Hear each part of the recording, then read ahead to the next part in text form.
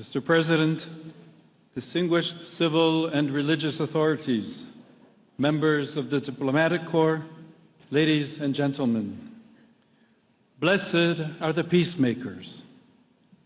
It is a great joy for me to meet with you and to visit this land where peace is much more than just a word. For here, peace is a desire and a vocation.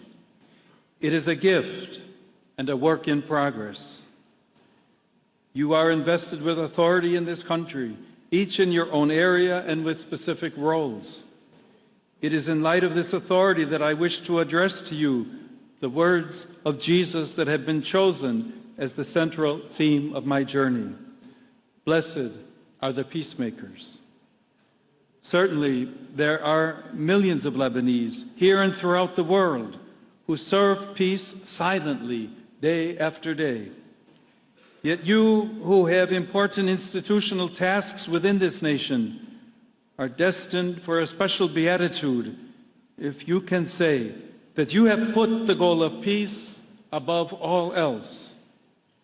In this meeting, I would like to reflect with you a little on what it means to be peacemakers in circumstances that are highly complex, conflictual, and uncertain.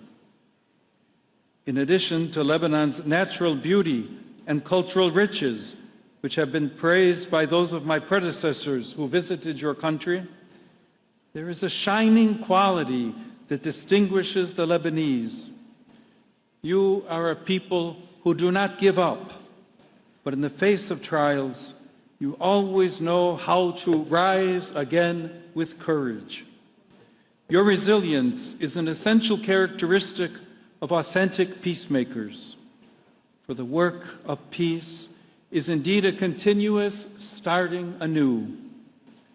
Moreover, the commitment and love for peace know no fear in the face of apparent defeat, are not daunted by disappointment, but look ahead, welcoming and embracing all situations with hope. It takes tenacity to build peace. It takes perseverance to protect and nurture life. Examine your history and ask yourselves, from where comes that formidable energy that has never left your people downtrodden or without hope? You are a diverse country, a community of communities, united by a common language. I'm not simply referring to the Levantine Arabic, by which your great past has left inestimable treasures. Above all, I'm referring to the language of hope, which has always enabled you to start again. Almost everywhere in the world around us, a kind of pessimism and sense of powerlessness seem to have taken hold, where people are no longer able to ask themselves what they can do to change the course of history. Major decisions appear to be taken by a select few, often to the detriment of the common good, as if this were an inevitable destiny. You have suffered greatly from the consequences of an economy that kills, from global instability that has devastating repercussions also in the Levant, and from the radicalization of identities and conflicts. But you have always wanted and known how to start again.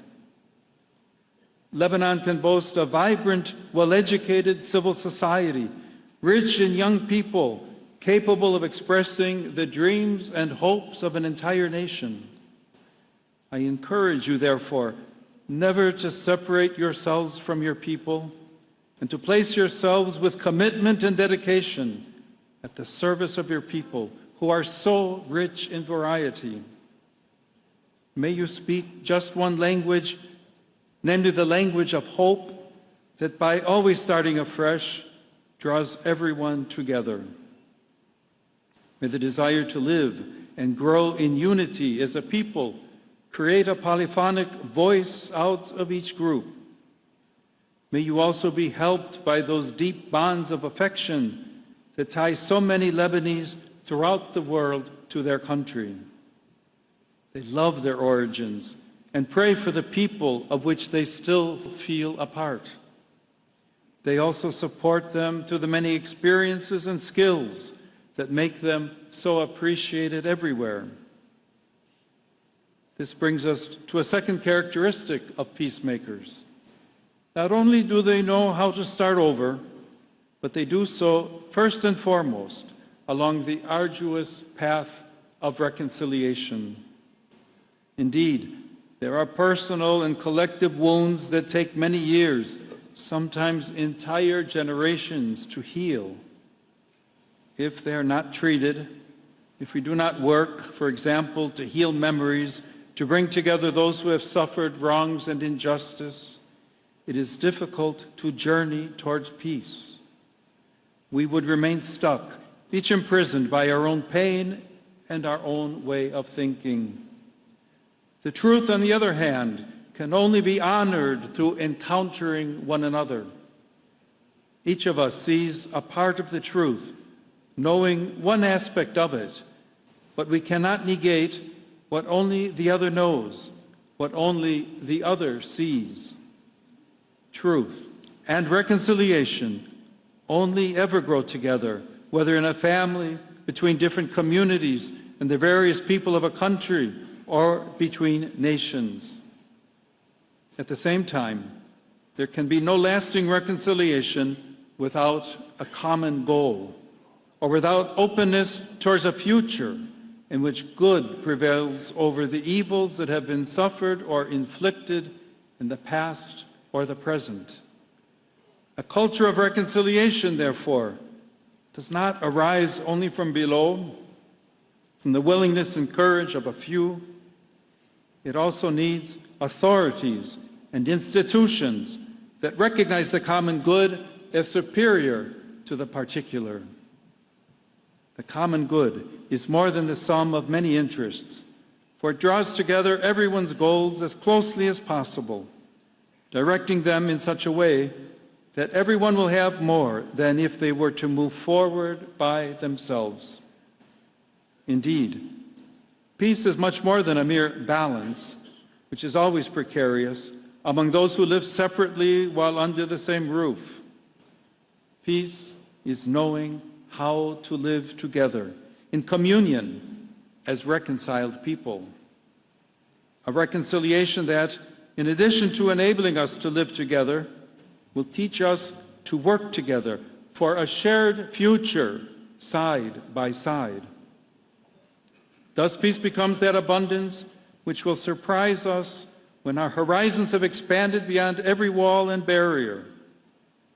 Sometimes we think that before taking a further step, we need to clarify and resolve everything.